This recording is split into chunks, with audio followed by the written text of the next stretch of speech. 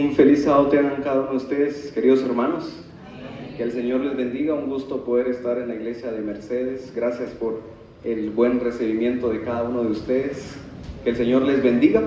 Vamos a orar. Inclinemos el rostro. Padre nuestro, gracias te damos por la vida, por la salud, por tu amor. Y Padre Celestial, porque nos permites poder alabar y glorificar tu santo y bendito nombre.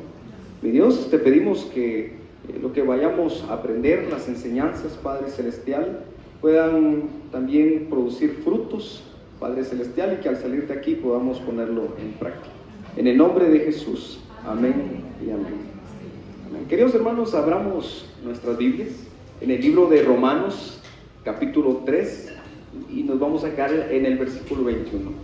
Libro de Romanos, capítulo 3 y versículo 21.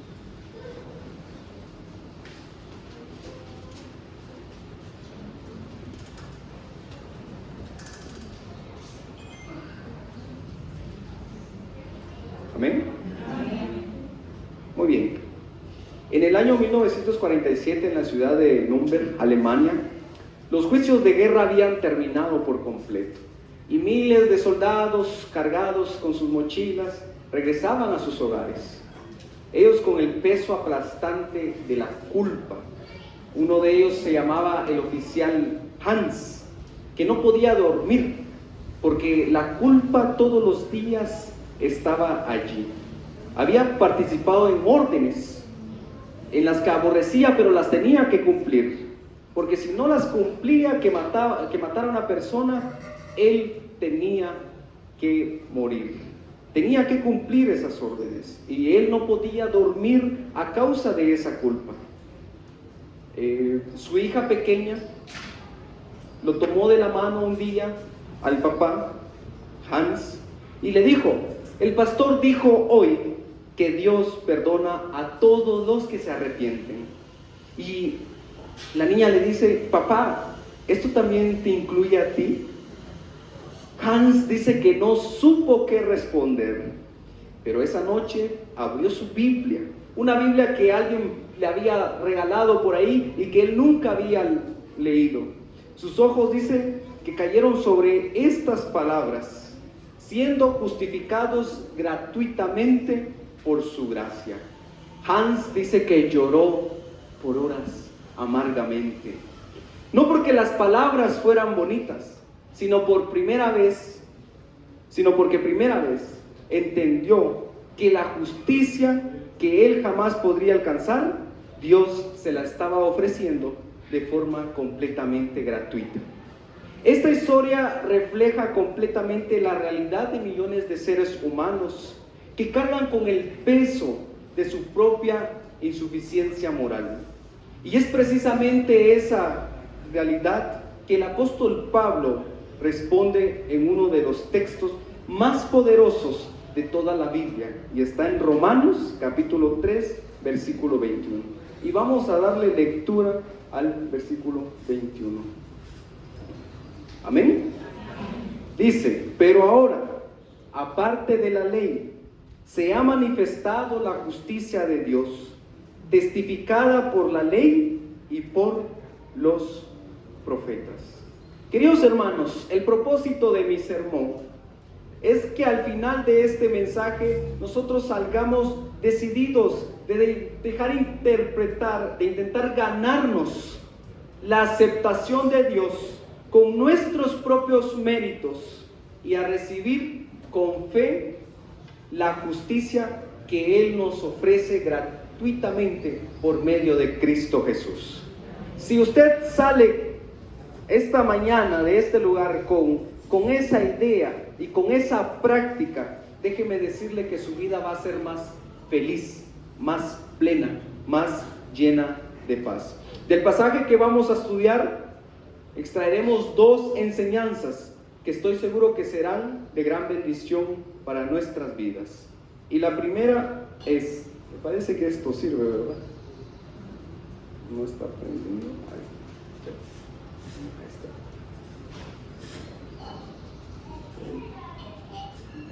Ahí está, al revés.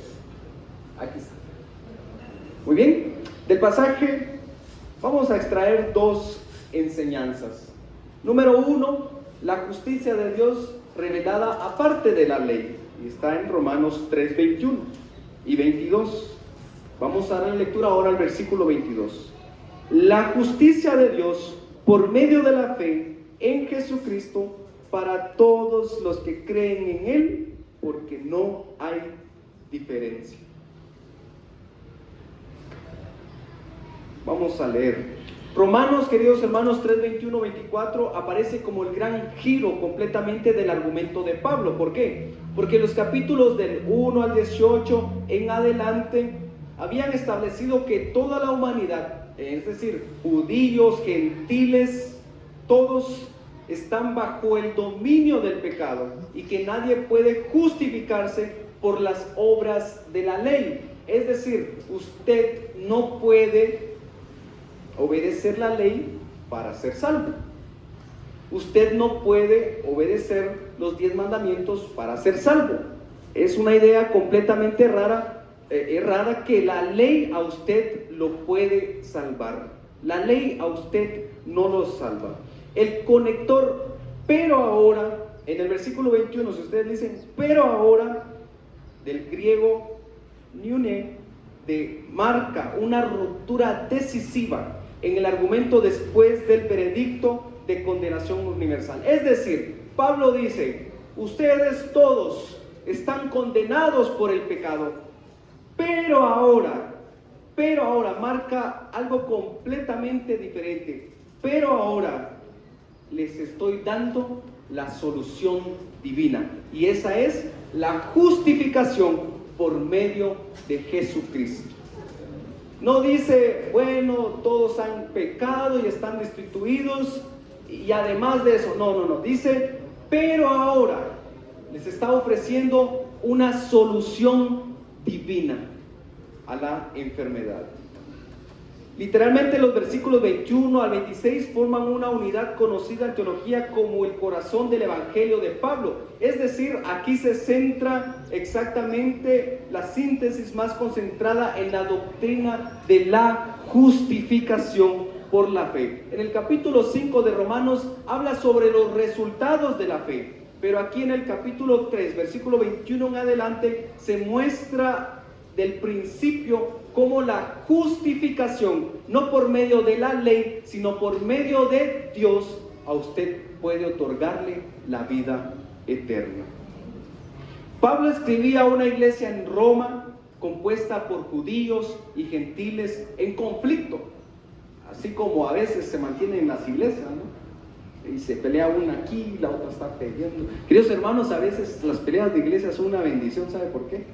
Porque a veces de esas iglesias nacen más iglesias. Pero aquí dice de que Pablo le escribió a una iglesia en Roma compuesta por judíos, por gentiles en conflicto. Los judíos confiaban en la ley de Moisés. Mire bien, los judíos dicen que confiaban en la ley de Moisés y la circuncisión con marcas de su aceptación con Dios. ¿Qué estaban haciendo aquí los judíos? Estaban queriendo ser salvos por medio de ¿qué? De las obras, de la ley, la circuncisión con marcas de su aceptación ante Dios. Queridos hermanos, tengamos mucho cuidado de nosotros querer ser salvos por medio de las obras.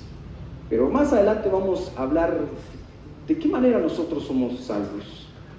Y los gentiles buscaban sabiduría y virtud por medios filosóficos. Es decir, la mucha teoría, la mucha filosofía también puede perdernos. A nosotros la mucha teoría, la mucha filosofía tampoco nos va a salvar. ¿Qué es lo que nos salva, queridos hermanos? Solo Cristo Jesús. Es necesario únicamente que usted sepa que Cristo Jesús vino a esta tierra, murió en favor suyo, resucitó al tercer día, fue al cielo y regresará por segunda vez. Y usted con eso tiene para decir, yo creo en Cristo Jesús y soy salvo. ¿Amén? Queridos hermanos, entonces las obras a usted no lo salvan. Tampoco la mucha teoría a usted lo salva. Únicamente lo salva Cristo Jesús. En el contexto del Imperio Romano, en el 57 después de Cristo, la ley era el fundamento del orden social y moral. La idea de que alguien pudiera ser declarado justo sin merecerlo, simplemente por fe, era radicalmente contracultural. ¿Cómo alguien puede ser justo sin merecerlo? Imagínese a alguien que haya matado y no es llevado a la cárcel y lo consideran justo. ¿Ese hombre merecía la cárcel, sí o no? Sí merecía la cárcel, pero ahora que lo están declarando justo, lo están declarando justo sin merecerlo. Entonces, en ese entonces era contracultural, tanto para el mundo judío como para el romano. No cabía la idea de que como alguien siendo malo podría ser justo. No podía en la idea de los judíos, de los gentiles, que alguien siendo pecador podía ser justo. Y queridos hermanos, en este tiempo, para algunos hermanos todavía existe esa idea de que ¿cómo puede alguien ser justo siendo pecador? Y qué bueno, la lección estuvo muy bonita, Alejandro, porque él habló sobre la santidad. ¿Cómo alguien puede ser justo siendo pecador? Y esta mañana es lo que vamos a ir descubriendo. Entonces, no se duerma. Y si se duerme, entonces yo tengo la culpa. Pero ahí trate de mantenerse despierto, ¿verdad? Entonces, ¿cómo alguien siendo justo puede siendo pecador puede ser justo? Bueno, la palabra, ahí la pueden ver. Aquí está. Dikaiosune Theo significa justicia de Dios. ¿Qué significa? Justicia de Dios. Pablo no está hablando de un atributo abstracto de Dios. No está hablando como un sentimiento de Dios. ¿Cómo son nuestros sentimientos? Mi sentimiento es de que si yo amo a alguien, pero si él me hace algo, después que ya no lo voy a amar. Porque nuestro amor es condicional. Nuestro amor está condicionado. El amor de Dios es muy diferente y por lo tanto la justicia de Dios es completamente diferente también. Pablo no está hablando de un atributo abstracto de Dios, sino de una acción que Dios realiza en favor del pecador. Vuelvo a repetirlo, la justicia de Dios es una acción que Dios realiza en favor del pecador, y eso es en favor nuestro. La acción de declararlo justo, la justicia de Dios no es aquí lo que condena, sino lo que salva. ¿Cómo alguien siendo pecador puede ser justo? Es increíble eso, ¿verdad? Si usted le dice eso a alguien allá afuera, para él puede ser, no es prudente, incluso puede sonar muy contracultural, no acepta esa idea, pero nosotros puede sonar loco, sí, pero para nosotros los que creemos en Cristo Jesús, entendemos que esa justicia de Dios para nosotros es maravillosa porque nos salva, nos declara justos, Entonces, queridos hermanos, la justicia de Dios en favor nuestro funciona de la siguiente manera. ¿Nosotros somos pecadores, sí o no? Sí.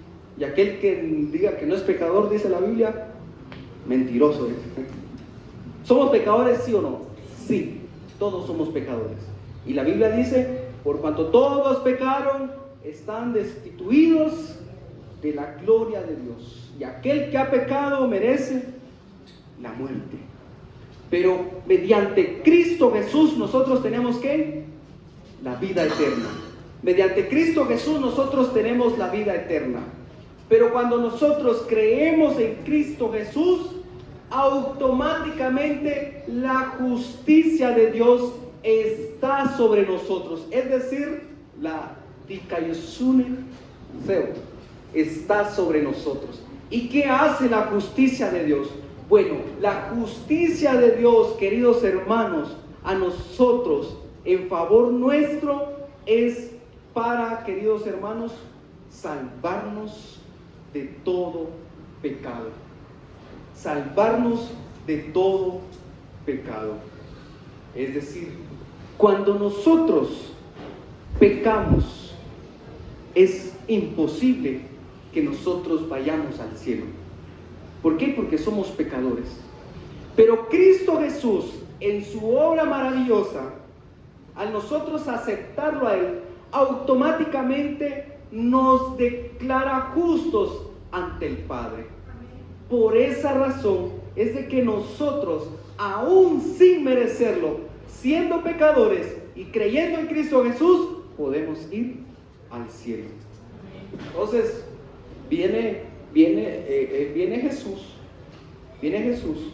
y va al cielo con Dios y le dice a Dios: mira, él es pecador y como tiene pecado merece morir, pero él entregó a mí.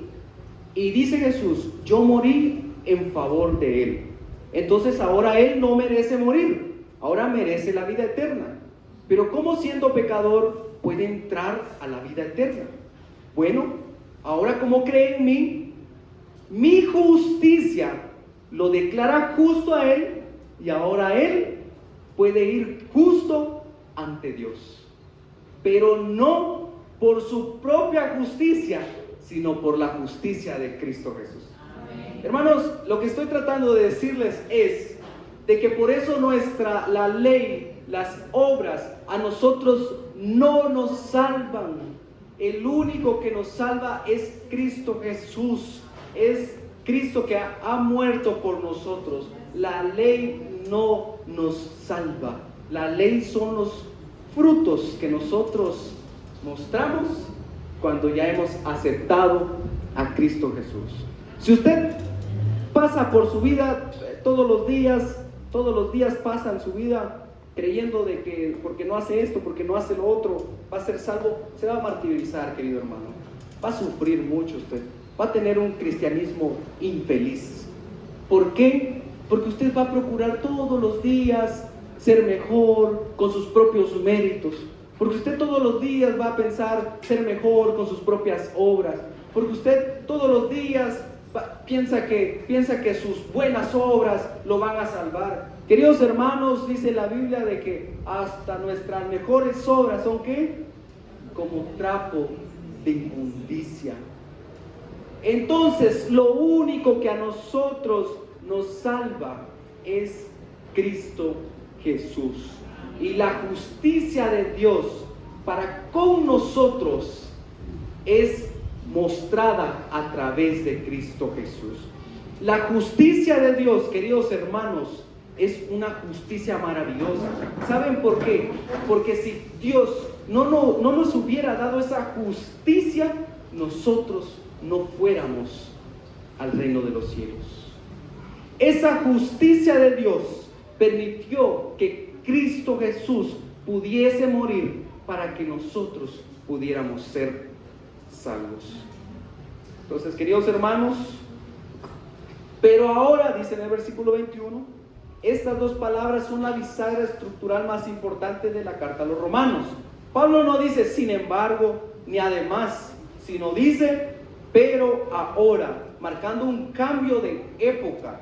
El antiguo orden de la ley condena ha sido superada por una nueva realidad, la gracia que justifica. Antes, queridos hermanos, decía las obras, los gentiles, los judíos creían que sus obras los salvaban, creían de que ellos iban al cielo únicamente por hacer cosas buenas. Pero dice Pablo, pero ahora ustedes son justificados mediante Cristo Jesús. Amén. Amén. Y vamos, aplicación dice: muchos creyentes viven agotados intentando ganarse la aprobación de Dios con obras, disciplinas o sacrificios. La primera enseñanza es clara: la justicia de Dios se recibe por fe, no se gana por mérito. ¿Estás hoy intentando merecer lo que Dios ya te ofrece gratuitamente? Dice una cita de hermana Elena White, Fe y Obras, página 102.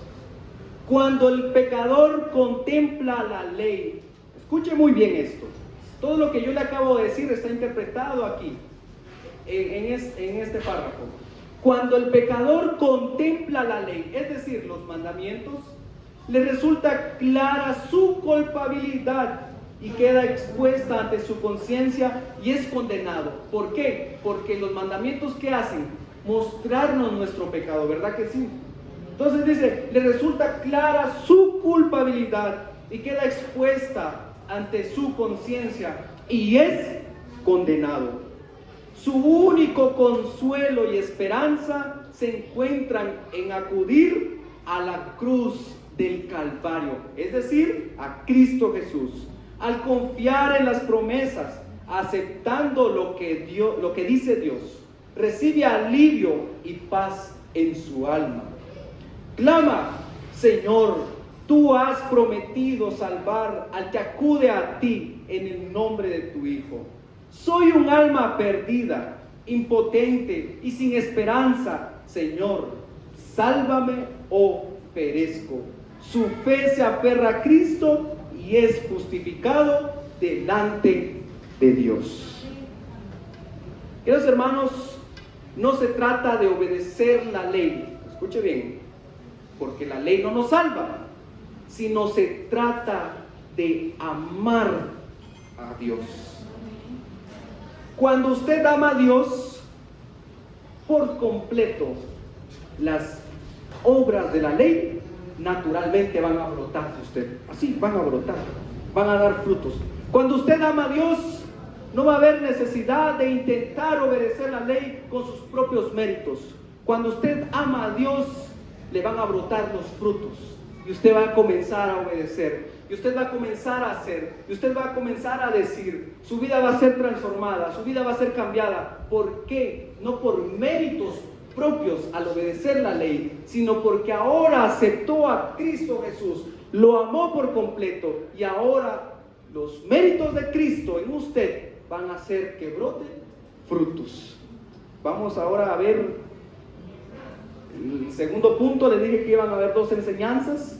Esta es la segunda: la gracia que justifica gratuitamente a todos. Y vamos con el versículo 23. Dice, por cuando todos que pecaron y están destituidos de la gloria de Dios. 24. Y son justificados gratuitamente por su gracia, mediante la redención que es en Cristo Jesús. Amén. El versículo 23 retoma y cierra el argumento de condenación universal de los capítulos 1 al 3. Todos pecaron, entonces todos merecen la muerte. Esta declaración no es nueva en el argumento de Pablo, pero aquí funciona como el puente entre el diagnóstico y el remedio, precisamente porque todos están en la misma condición. La solución de Dios aplica para todos por igual. ¿Por qué? Porque todos tenemos la misma condición. ¿La condición de qué? De pecadores. Esa es nuestra condición. ¿Sabe cuál es la diferencia entre aquel que ha aceptado a Cristo Jesús y al que no? Que aquel que ha aceptado a Cristo Jesús lo declara justo para con el Padre. Pero aquel que no ha aceptado a Cristo Jesús en su corazón es triste. ¿Sabe por qué? Porque Cristo no puede hacer eso. No puede hacer eso. ¿Por qué? Porque todavía Cristo no puede declarar su justicia en usted, porque usted no se ha entregado a Él. Sigue siendo una oveja perdida, descarrilada. La palabra redención, ahí está, la palabra redención se traduce como apoliutrosis en griego, y conecta con la imagen del mercado de esclavo del mundo antiguo, es decir, donde un esclavo podía ser comprado para ser puesto en libertad. Es decir, la redención podía ser así. Venía el comprador, iba con la persona que estaba vendiendo al esclavo y le decía, bueno, ten el dinero y yo me llevo al esclavo. Y muchas veces hacían eso. Iba a comprar un esclavo, pagaba en efectivo, pagaba lo que tenía que pagar, llevaba al esclavo y lo ponía en libertad. Queridos hermanos, nosotros, los que no han aceptado a Cristo Jesús, como los que un día lo aceptaron, somos representados como ese esclavo. Entonces, ¿esclavos de qué? Me dirán ustedes. Esclavos del pecado, de este mundo y de su condenación de la muerte.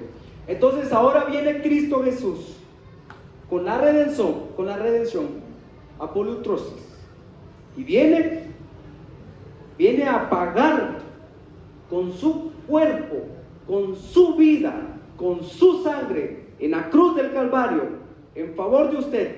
Él muere siendo no pecador, porque no es pecador. Usted tenía que morir la muerte de Cristo porque es pecador, pero Él con su sangre paga ese precio de su condenación de pecado y lo rescata y ahora lo deja libre. ¿Se da cuenta? Qué maravilloso es el plan de salvación. Bueno, ahora los que no aceptan a Cristo Jesús, es triste de que ahora los compraron con sangre preciosa, los han puesto en libertad y lo que hacen es huir de Cristo Jesús. Pero aquellos bienaventurados que Cristo Jesús los compra por medio de la redención, la redención es el acto de comprar, de rescatar de algo de la esclavitud del pecado. Bienaventurados aquellos que son rescatados, que son comprados, son puestos en libertad y que ahora aceptan a Cristo Jesús. ¡Qué maravilloso! Y todos los que estamos acá, me imagino que han aceptado ese maravilloso don, ese maravilloso sacrificio de Cristo Jesús. En el siglo I, la institución de la esclavitud era conocida por todos los lectores de Pablo. Un esclavo no tenía derechos, no podía liberarse a sí mismo, y su única esperanza era que alguien pagara su precio de compra. La única forma para liberarse ese pobre esclavo era de que alguien llegara y le dijera, bueno, aquí pago y eres libre. ¿Y cómo es un esclavo, queridos hermanos? Pues, si leemos, porque los esclavos trabajan fuertemente. Los esclavos, miren que la Biblia dice que el pueblo de Israel era esclavo ya de Egipto. Y nosotros damos una clase de arqueología y ahí nos mostraron cómo en unas imágenes eran los esclavos, los israelitas. Los golpeaban, los ponían a trabajar. Dice la Biblia de que por rebelarse hasta los pusieron a trabajar el doble. Estas grandes pirámides que están en Egipto fueron hechas por puros esclavos. Trabajar durante el sol, un poquito de comida hasta que muriera la persona. Esa condición de esclavo es la que tienen aquellas personas que no quieren aceptar a Cristo Jesús. Esa condición de estar sufriendo bajo el sol, esa condición de estar sufriendo en esta vida, esa condición de estar sufriendo en este mundo donde a veces no hay solución, a donde a veces no hay respuesta, donde hay muchos problemas, donde no hay paz, donde lo único que hay es intranquilidad, donde usted a las 2 de la mañana se levanta y no puede dormir. ¿Por qué? Porque vive en una esclavitud de este mundo. Y este mundo solo trae desesperación, odio, guerras. Pero la redención, lo que ha hecho Cristo Jesús al comprarlo, le otorga paz en medio de los problemas. ¿Ven? Vamos a ver. La redención de Cristo Jesús le otorga paz en medio de los problemas. El lenguaje de la justificación resonaba en el mundo legal romano, donde un juez podía declarar absuelto a un acusado. Pablo toma ese lenguaje y lo aplica al tribunal de Dios, pero con una diferencia radical. El juez paga Él mismo la deuda del condenado. Es decir, Cristo Jesús dijo: yo mismo vengo a rescatar al esclavo, pero yo mismo doy mi vida por él. Es decir, yo no pago un precio en efectivo, pero yo pago con mi propia vida. La muerte que debemos de haber muerto todos nosotros. De ahí ustedes pueden ver otra palabra que significa Doria, que significa gratuitamente. Gratuitamente, de gracia. A todos nos gustan los regalos, ¿verdad? ¿Verdad? Y usted, cuando le dan un regalo, ¿le cobran algo? ¿No? Pues no, ¿verdad? Es un regalo. Los padres a veces condicionan a sus hijos, ¿sí o no? Si ganas, te doy un regalo. Si te portas bien, te doy un regalo. Y si no te portas mal, no te ganas nada. Pero la gracia es un regalo de Cristo Jesús. ¿Y sabe qué? Es gratuitamente. ¿Y saben? No es condicional. Es decir, es para buenos, para malos, es para todos. La gracia es gratuita, es un regalo. No por si te portaste bien, si te portaste mal, como los padres hacen a sus hijos, ¿verdad? Sino que es para todos. Maravilloso lo que hace Cristo. Tyler define gracia, gratis, sin pago, como un regalo. Significativamente, esta misma palabra aparece en Juan 15:25 para describir el odio de los enemigos de Jesús, los que lo odiaban sin causa. Así como ese odio era sin razón, la gracia de Dios es sin razón, en el receptor, gratuita y merecida. ¿Merecemos nosotros esos regalos siendo pecadores? No lo merecemos, la verdad no lo merecemos. Pero por eso es un regalo, porque es para nosotros sin merecerlo. Y nosotros no podemos pagar por él, no podemos hacer nuestras mejores obras por ese regalo. ¿Por qué? Porque nada en este mundo vale tanto como para nosotros pagar ese regalo de esa gracia de Cristo Jesús. Martín Lutero, al descubrir el sentido de esta palabra en sus estudios de Romanos, escribió en su diario: sentí que había nacido de nuevo y que había entrado por las puertas abiertas al mismo paraíso. La palabra Doria fue la llave que le abrió a la Reforma protestante. De allí nació la justificación por la fe. Hermanos, no dice justificación por obras, sino que justificación por la fe. ¿Por la fe en quién? En Cristo Jesús. Amén. Dice: la redención de Pablo elige debidamente esta palabra del mundo del mercado de esclavos, para que sus lectores entiendan que la salvación no fue decretada desde lejos. Tuvo un precio real, pagado en la cruz. La redención implica que había una esclavitud real, que también había un precio real y que sobre todo había un redentor real. Había un esclavo real que éramos nosotros. Había un precio real que era la muerte. Todos debíamos de haber muerto. Y había un redentor real. Cristo Jesús dio su vida en favor de nosotros por esa muerte que nosotros, siendo pecadores, debimos haber muerto. Y sobre todo esa esclavitud, Él nos rescató, nos redentó, y ahora nosotros podemos tener la vida eterna. El teólogo Joachim Jeremías sostiene que el uso de Apolos Trotzis en Pablo conecta directamente con el concepto hebreo del Goel, el pariente redentor del Antiguo Testamento que paga la deuda del familiar insolvente. Jesús actúa como nuestro pariente redentor. Él paga la deuda que nosotros no podíamos pagar. Querido hermano, querido amigo, no se estrese, no viva un cristianismo triste, no viva un cristianismo infeliz al creer de que sus obras lo van a salvar, al creer de que su sabiduría lo va a salvar. No viva un cristianismo agotado, viva un cristianismo feliz, sabiendo de que si ha aceptado a Cristo Jesús, Él le dará la salvación. Y si usted ama completamente a Dios, de usted brotarán las obras, no por sus propios méritos, sino por los méritos de Cristo Jesús.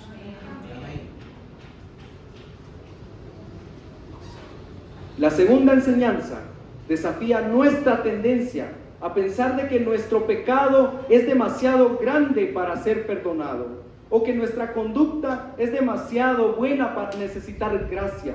Pablo dice: todos pecaron y todos pueden ser justificados gratuitamente. ¿Hay un pecado, querido hermano, en tu vida que crees que Dios no puede perdonar? ¿Hay algún pecado que usted siente que Dios no puede perdonar? Pues esta palabra, Dore, te responde gratuitamente, sin condición, sin límites. Es decir, para todos hay salvación. Mire lo que dice la hermana White en El deseado de todas las gentes, página 16. Cristo fue tratado como nosotros merecemos, a fin de que nosotros pudiésemos ser tratados como Él merece. Porque Él fue tratado como nosotros merecíamos ser tratados, ¿verdad? Merecíamos la muerte. Él fue tratado así. Él no merecía ser tratado así, pero Él fue tratado así por causa nuestra, por causa de nuestros pecados. Fue condenado por nuestros pecados, en los que no había participado. Nosotros pecamos y todos los pecados van a Cristo Jesús, a fin de que nosotros pudiésemos ser justificados. Fue condenado por nuestros pecados en los que no había participado. ¿Quién? Cristo Jesús. A fin de que nosotros pudiésemos ser justificados por su justicia, en la cual no habíamos participado, porque nosotros no somos justos en nuestras propias obras, sino solamente en las obras de Cristo, en la justicia de Cristo Jesús. Él sufrió la muerte nuestra, a fin de que pudiésemos recibir la vida suya, y por su llaga nosotros fuimos curados. Queridos hermanos, el día que usted haya caído, haya pecado, haya dicho: ¿por qué pequé? ¿Por qué me tropecé en estos mandamientos? No se aflija, querido hermano. Nosotros encontramos la justificación por la fe, por medio de Cristo Jesús. Es decir, tampoco le estoy diciendo, querido hermano, usted tiene la gracia y vaya afuera y revuélquese y haga lo que quiera, así como lo hizo el hijo pródigo, y se fue a revolcar como quería el mundo, porque va a regresar así, va a regresar cansado, va a regresar afligido, va a regresar sin esperanza. Pero bueno fuera que regrese, pero hay algunos que ya no regresan. Entonces, que esa gracia de Cristo Jesús, que esa redención, que cuando lo haya comprado, no signifique de que usted ahora que es libre vaya a hacer lo que quiera. No, tenga mucho cuidado. Pero que esa gracia lo haga amar a Cristo Jesús. Dice en Primera de Juan, capítulo 1: hijitos míos, estas cosas os escribo para que no pequéis. Pero si alguno pecare, abogado tenéis en el Padre, a Cristo nuestro Salvador. Ya para finalizar, para concluir,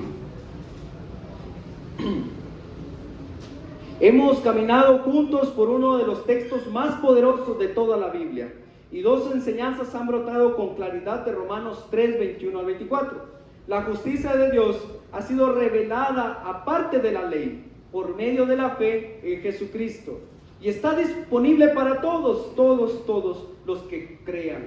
No hay distinción de personas, no hay raza, no hay historia ni cultura. para todos está la salvación. Todos pecaron y están necesitados de la gloria de Dios, pero todos pueden ser justificados gratuitamente por su gracia mediante la redención que es en Cristo Jesús. Querido amigo, hoy te invito a tomar una decisión concreta. No una decisión de mejorar tu conducta ni de esforzarte más, porque eso solo te va a traer infelicidad. Tratar de esforzarte por tus propios méritos, esfuerzos.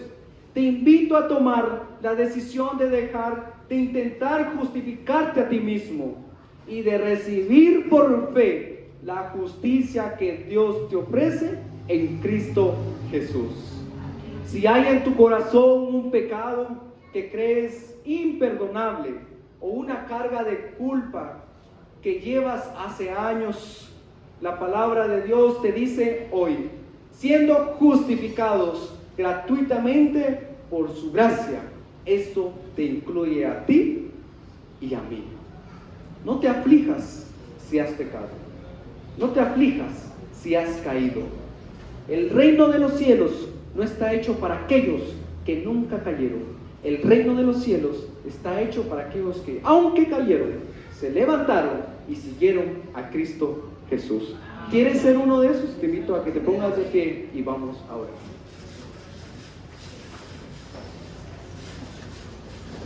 Oremos. Buen Padre, gracias te damos, porque no podemos ser salvos por nuestras propias obras ni méritos, sino únicamente mediante Cristo Jesús. Te pedimos que Cristo Jesús nos declare justos ante el Padre, y así, Padre Celestial, podamos estar en la patria celestial contigo.